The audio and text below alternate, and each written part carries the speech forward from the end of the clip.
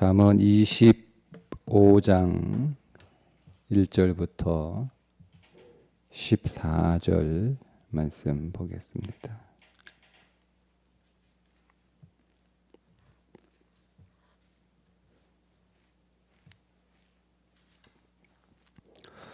이것도 솔로몬의 잠언이요 유다 왕 히스기야의 신하들이 편집한 것이니라. 이를 숨기는 것은 하나님의 영화요 이를 살피는 것은 왕의 영화니라. 하늘의 높음과 땅의 깊음 같이 왕의 마음은 헤아릴 수 없느니라. 은에서 찌꺼기를 제하라. 그리하면 장색에 쓸만한 그릇이 나올 것이요 왕 앞에서 악한 자를 제하라. 그리하면 그의 왕위가 의로 말미암아 견고히 서리라. 왕 앞에서 스스로 높은 채 하지 말며 대인들의 자리에 서지 말라. 이는 사람이 네게 이리로 올라오라고 말하는 것이 내 눈에 보이는 귀인 앞에서 저리로 내려가라고 말하는 것보다 나음이니라. 너는 서둘러 나가서 다투지 말라. 마침내 네가 이웃에게서 욕을 보게 될 때에 네가 어찌할 줄을 알지 못할까 두려우니라. 너는 이웃과 다투거든 변론만 하고 남의 은밀한 일은 누설하지 말라. 듣는 자가 너를 꾸짖을 터이요 또 네게 대한 악평이 네게서 떠나지 아니할까 두려우니라. 경우에 합당한 말은 아로새긴 은 쟁반의 금 사관이라. 슬기로운 자의 책망은 청종하는 귀의 금고리와 같은 금고리와 정금 장식이니라. 충성된 사자는 그를 보낸 이에게 마치 추수하는 날에 얼음 냉수 같아서 능히 그 주인의 마음을 시원하게 하느니라. 선물한다고 거짓 자랑하는 자는 비 없는 구름과 바람 같으니라. 아멘. 잠언 25장 1절부터 29장 27절까지의 잠언은 솔로몬의 제2잠언이라고 불리는데 특별히 이 잠언은 1절에도 언급하고 있는 것처럼 솔로몬의 잠언들을 히스기야가 그의 신하들에게 시켜서 편집한 잠언이라 합니다. 그래서 우리가 앞에서 보았던 솔로몬의 첫 번째 잠언과 그 내용이 겹치는 부분들이 많이 있습니다. 자, 우리 2절부터 보겠습니다. 이를 숨기는 것은 하나님의 영화요 이를 살피는 것은 왕의 영화니라. 하나님의 뜻과 계획, 그분의 섭리는 인간의 지혜로는 다 이해할 수 없는, 하나님이 굳이 숨기시지 않아도 하나님이 우리들에게 말씀해 주신다 해도 우리의 지혜로는 그것을 다 이해할 수 없는, 우리의 지혜를 넘어서는 초월하는 것이다는 말씀이고, 하지만 그럼에도 불구하고 왕은 그 하나님의 섭리들을 잘 풀어서 백성들을 그 하나님의 섭리에 맞게 잘 인도하여 하나님을 잘 섬기게 하는 것이 왕의 역할이다. 이런 말씀입니다. 우리는 다 왕 같은 제사장들이니까 우리 역시 하나님의 뜻을 잘 살펴서 그 뜻을 이해하고 그 뜻을 깨달아서 세상에 그 뜻을 밝혀 사람들로 하여금 하나님께로 나아가도록 잘 도와주는 것이 성도의 영광이라는 거예요. 여러분, 우리의 영광, 그리스도인의 영광이 뭡니까? 우리의 영광이 세상의 영광과 다를 바가 없으면 우리는 그리스도인이 아니고 그저 세상 사람이죠. 교회 다니는 종교인에 불과합니다. 그리스도인의 영광은 하나님의 뜻을 밝혀 세상을 그리스도께로 인도하는 것이 그리스도인의 영광입니다. 그게 지혜라는 거죠. 지혜라는 거죠. 그러니까 우리는 세상의 영광을 더 얻기 위하여 하나님을 이용하는 자들이 아니고 세상과 다른 영광을 깨달은 자들이며 그 세상과 다른 영광을 발견한 자들이어서 하나님 진리가 말하고 있는 그 영광을 추구하는 사람들이 그리스도인입니다. 그러니까 우리의 영광은 세상은 깨닫지 못하는, 세상은 뭐가 지혜죠? 헬라인의 지혜와 유대인의 지혜가 있습니다. 헬라인은 지혜를 구하고 유대인은 표적을 구하나 우리에게는 오직 십자가가 하나님의 지혜요 능력이다. 이렇게 바울이 밝히고 있죠. 그러니까 다른 거예요. 그러니까 지혜가 다르고 영광이 다르고, 그러니까 지혜와 영광이 다르면 삶이 달라야겠죠. 그러니까 우리가 세상과 삶이 다르지 못한 이유는 세상과 같은 지혜를 가지고 있고 세상과 같은 영광을 추구하고 있기 때문이다. 그렇게 생각할 수가 있습니다. 그러니까 다르지 않은 거예요. 똑같은 길을 갖고 있는데 종교가 다른 거죠. 그것을 성경은 거룩이라고 말하지 않아요. 거룩은 구별이잖아요. 구별. 그러니까 세상이 추구하는 지혜와 우리의 지혜가 구별되는 것. 그게 거룩한 거예요. 세상의 영광과 우리의 영광이 구별되는 것. 다른 거예요. 그게 지혜인 거예요. 오늘 말씀처럼 왕의 영광은 신비에 감추어진 하나님의 그 보배로운 지혜를 밝혀서 사람들을 그리스도께로 잘 인도하는 것이 그리스도인의 영광이다. 3절 하늘의 높음과 땅의 깊음 같이 왕의 마음은 헤아릴 수 없느니라.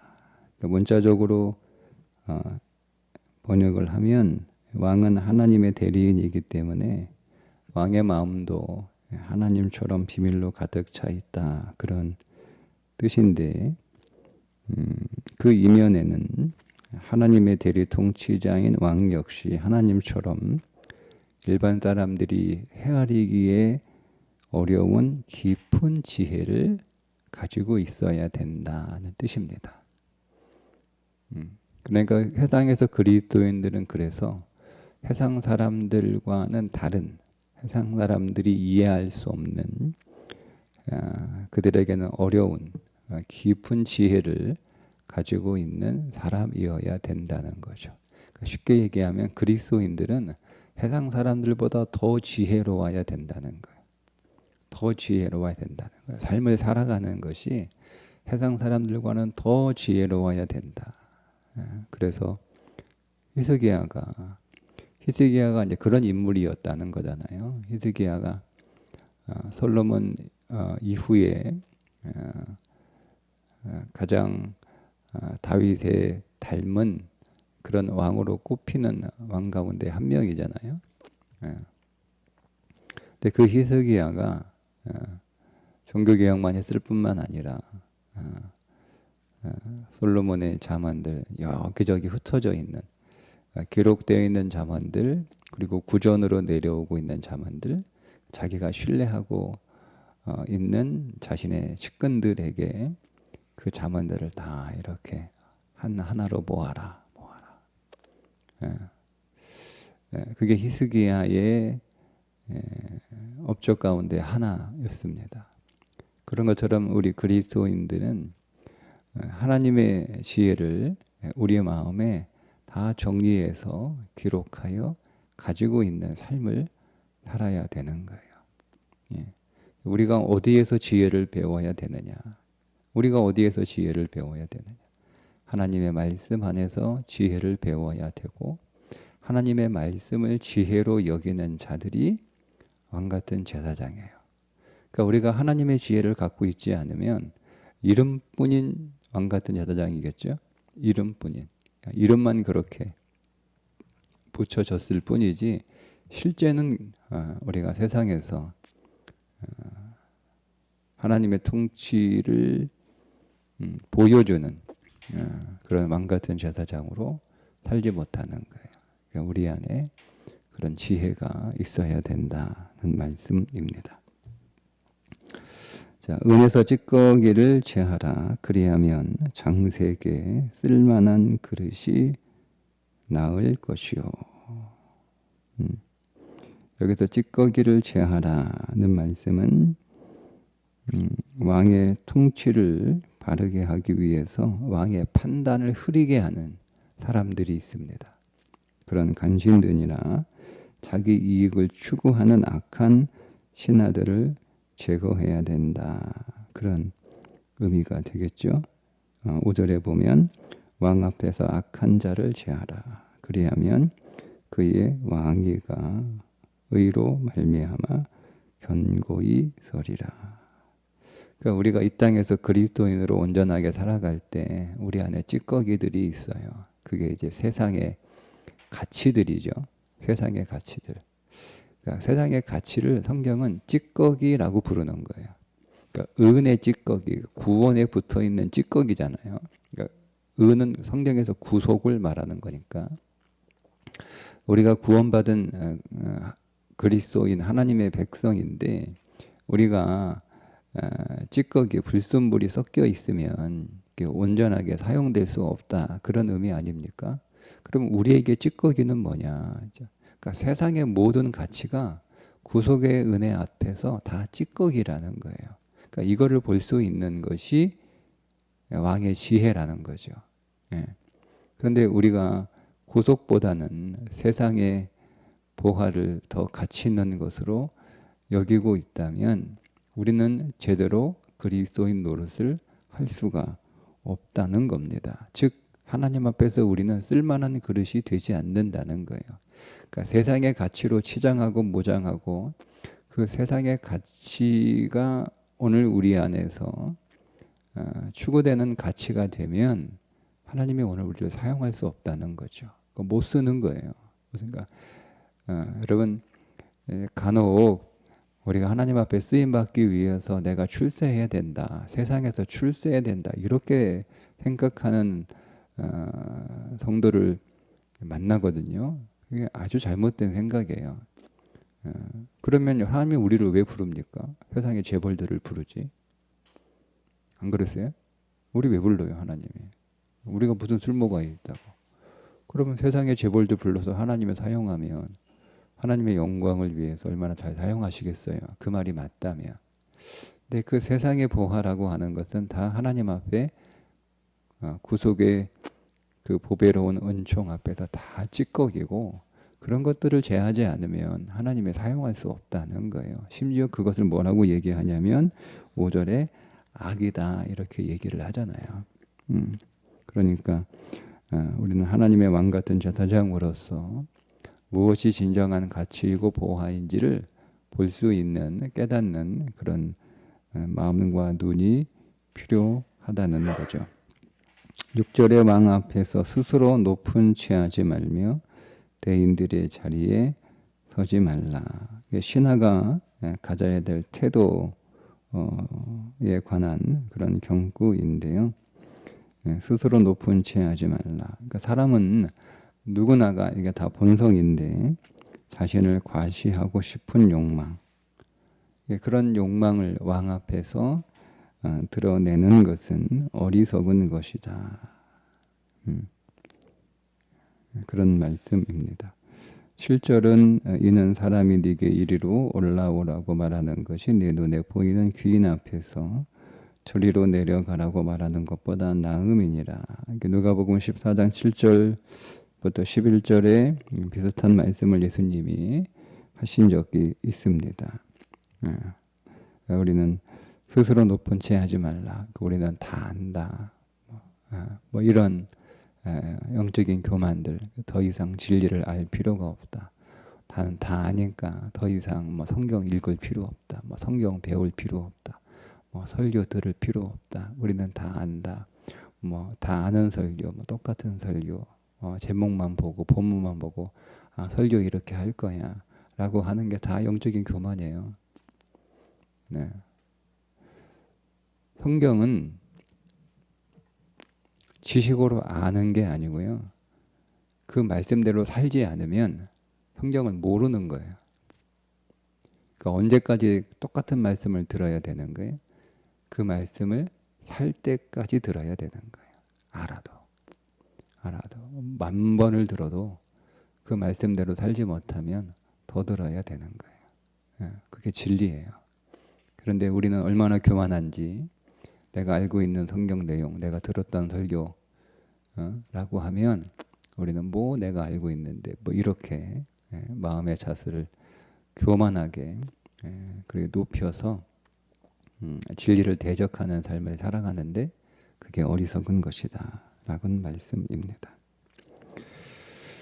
8절에 이는 서둘러 나가서 다투지 말라. 마침내 네가 이웃에게서 욕을 보게 될 때에 네가 어찌할 줄을 알지 못할까 두려우니라. 뭐 신중해라, 급하지 마라, 뭐 이런 말씀인데 이 말씀을 단어를 가지고 이해를 하면 이 다투지 말라, 이 다투다라고 하는 게 법정 용어입니다. 변론하다는 법정 용어거든요. 그러니까 이 말씀은 이런 뜻이겠죠. 남을 성급하게 고발하지 마라, 이런 뜻입니다. 성급하게 고발하지 마라. 그러니까 신중하게 깊이 생각한 다음에 특별히 소송 관계에서 뭐 쉽게 막 감정적으로 뭐 이렇게 소송하는 일 그거 하지 말라는 거예요. 만약 그렇게 소송 걸었다가 패하게 되면 평판이나 내 명예까지 잃어버리게 된다는 말씀이죠. 9절 너는 이웃과 다투거든 변론만 하고 남의 은밀한 일은 누설하지 말라. 법정 다툼은 신중하게 해야 되는데 불가피하게 법정 다툼을 해야 하는 상황도 있잖아요. 그렇게 될 때는 정정당당하게 변론만 하고 그 사안과 관계없는 타인의 비밀은 누설하지 말라는 말씀입니다. 그런데 여러분 어떻게 되겠어요? 우리가 소송에 질 것 같으면 어떻게 되겠어요? 사람은 그 사람의 숨겨진 비밀, 나만 알고 있는 비밀들을 누설해서 그 사람을 궁지에 몰아넣으려고 하는 악한 본성이 우리 안에 있어요. 그거 하지 말라는 거예요. 그거 하게 되면 어떻게 된다는 겁니까? 10절에 듣는 자가 너를 꾸짖을 터이요 또 내게 대한 악평이 내게서 떠나지 아니할까. 그러니까 사람들의 비밀을 누설하는 것은 사람들로부터 악평을 받게 되는, 사람들을 떠나게 하는. 그러니 여러분 다른 사람의 허물을 떠들고 다니는 것은 굉장히 어리석은 짓이라는 거예요.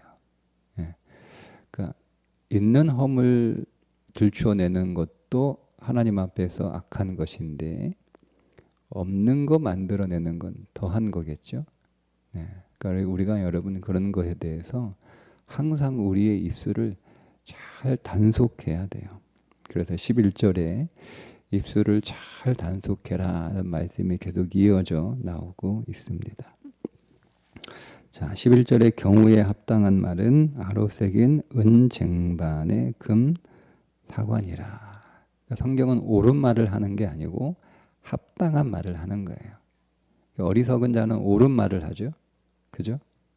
그게 자기 잘났다고 똑똑하다고 얘기하는 거니까 옳은 소리 하는 게 이게 똑똑한 게 아니고요. 어리석은 거예요. 어리석은 거예요. 그러니까 정말 지혜로운 건 옳은 소리가 아니고 합당한 말이에요. 경우에 합당한 말. 이 말이 지금 이 상황에 필요한가, 맞는 말인가, 경우에 맞는 말인가, 상황에 합당한 말인가. 그게 지혜라는 겁니다.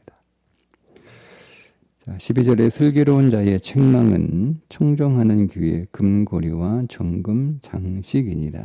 자, 우리가 책망을 하되 슬기로워야 된다는 거예요. 슬기로워야 된다는 거예요. 그래서 오늘 우리의 책망은 슬기로운 책망. 11절과 연결하면 이게 합당한 책망인가, 경우에 합당한 책망인가, 이 타이밍이 맞는가, 때가 맞는가, 이렇게 우리가 슬기롭게 좀 고민을 해야 되는 거죠. 특별히 12절은 이 사제지간을 청정하는 귀라고 하는 단어가 이어서 나오고 있기 때문에 가르치는 사람과 배우는 사람을 연상시키는 그런 구절입니다. 그러니까 사제지간에 있어서 참된 제자는 스승의 책망에 귀를 기울이는 것이고, 좋은 스승은 책망을 하더라도 슬기로운 책망을 해야 한다는 거죠. 그러니까 여러분, 바르게 책망하되 그 책망을 바르게 하는 게 굉장히 어렵습니다.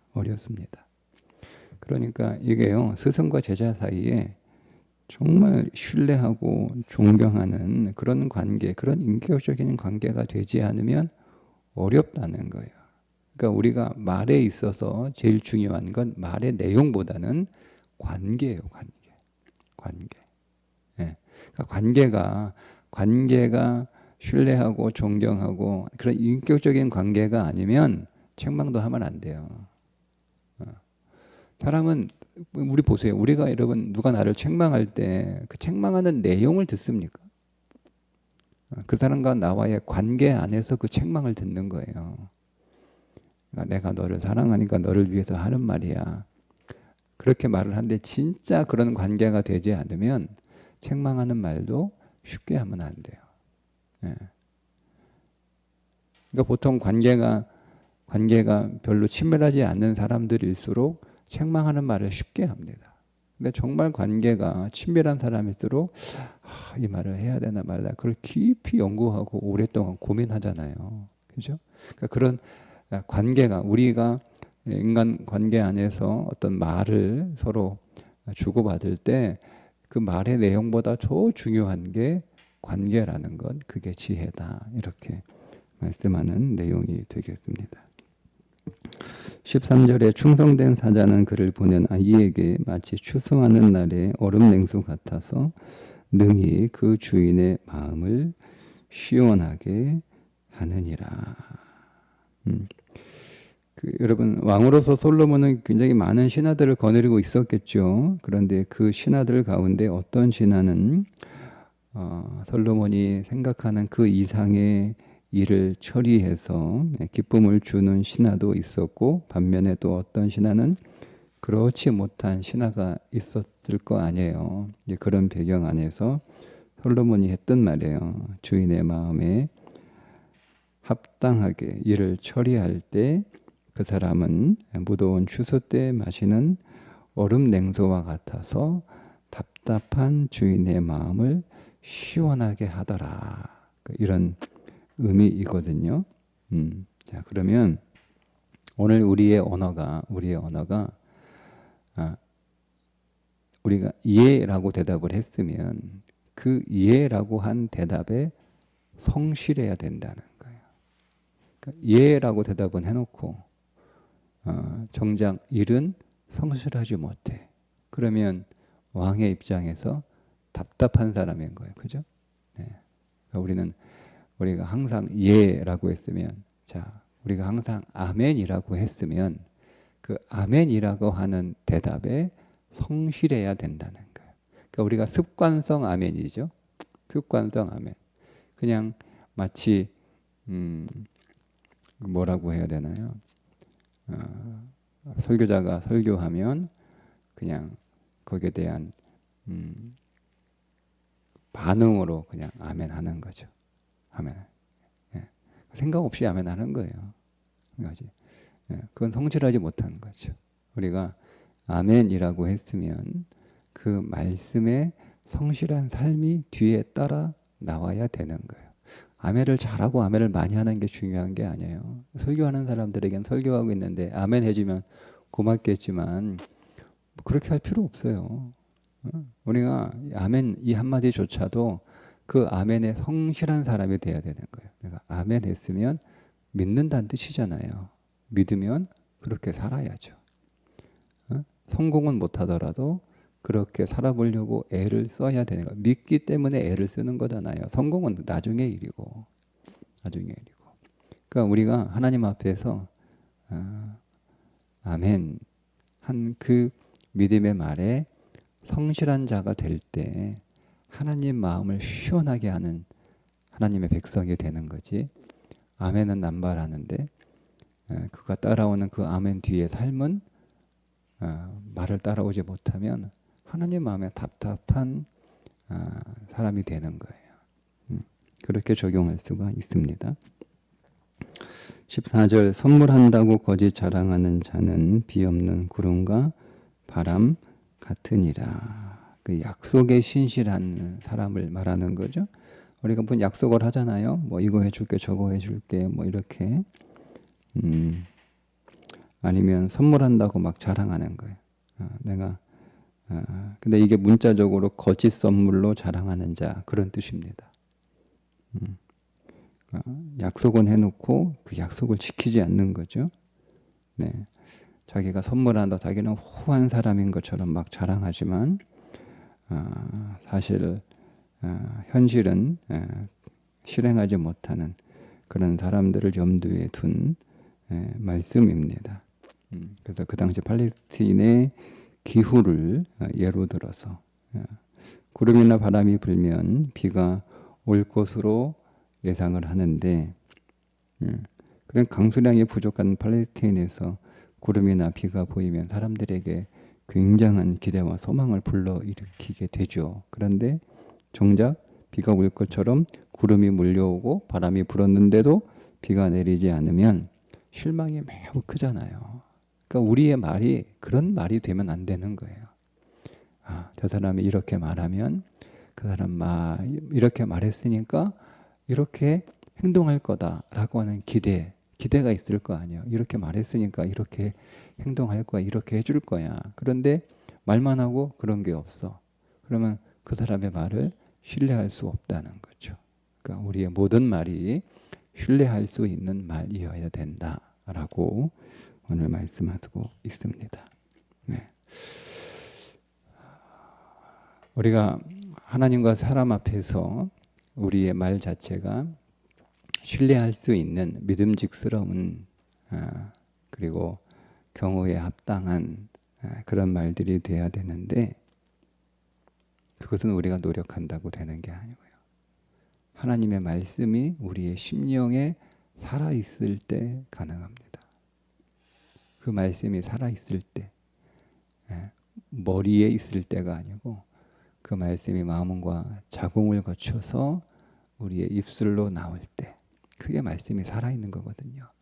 그때 오늘 우리의 입술이 우리의 언어가 하나님 앞에서 합당하고 바른 말이고 슬기로운 말이고 하나님을 시원케 하는 말이고 하나님이 사용하시는 언어가 될 줄 믿습니다. 오늘도 하나님의 말씀이 우리의 심령 속에 충만히 풍성하게 부어져서 그 말씀이 우리의 심령 가운데 기록되는 주일 되시기를 주님의 이름으로 축복합니다. 기도하겠습니다. 하나님 오늘도 우리에게 말씀하시니 우리가 그 말씀을 우리의 기억 속에 새기는 것으로 끝나지 않게 하시고 우리의 마음에 기록하며 우리의 심령에 새기는 말씀의 사람 되게 해 주셔서 그 기록된 말씀을 묵상하고 그 기록된 말씀을 잘 숙성시켜 우리의 입술을 통하여 말씀이 열매 맺는 삶이 되게 해 주옵소서. 예수님의 이름으로 기도합니다. 아멘.